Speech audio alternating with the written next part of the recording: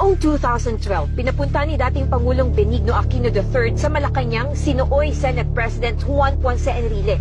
Sa Cabinet Room, nagbigay ng briefing hinggil sa sitwasyon sa Scarborough Shoal si dating Foreign Affairs Secretary Albert Del Rosario. Ang nakapagtataka ayon kay Enrile, kasama sa meeting si dating Senador Antonio Trillanes IV na nooy nakikipag-usap na pala sa mga leader ng China. Tinanong ko sa kanya, anong karapatan mo na nagpunta sa China? Yung ba, kusang lupo lamang ang nagpunta ron. Sabi niya, hindi. Nagpunta ako doon, may authority ako. Sinong nag-utos sa'yo na pumunta ron?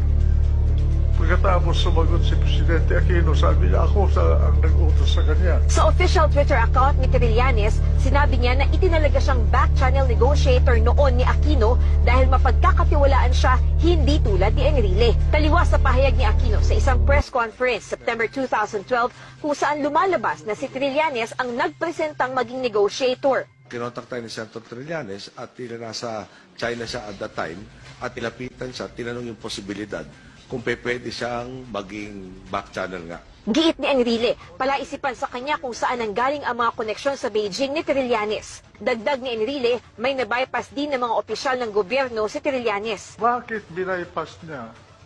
I'm not obliged to report to the Senate President, and all this line of questioning is irrelevant again. And should this line of questioning continue, I will have to say that I will refuse to yield anymore the floor. No, I'm asking you a question.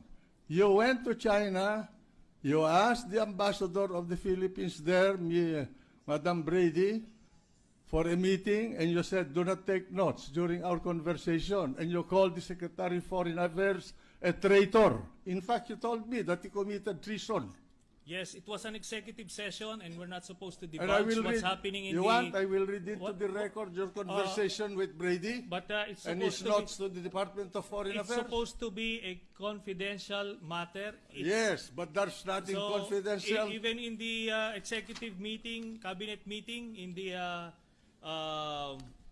cabinet meeting in Malacanang, Mr. President, I will refuse to answer if that's Because going you to be the cannot line. answer the No, questions I'm because going it's to ask going you to about be your improper meeting. in this particular interpretation. Because you cannot answer the questions I'm going to ask you. I can answer, but I won't be baited into that trap. You met, The point you met here Brady. is, Mr. President, this is Mr. how I President, felt. may I request this gentleman Mr. President, to in be that case, admonished. I will refuse to yield the floor anymore Well, for in that case, I any will lead you interpretation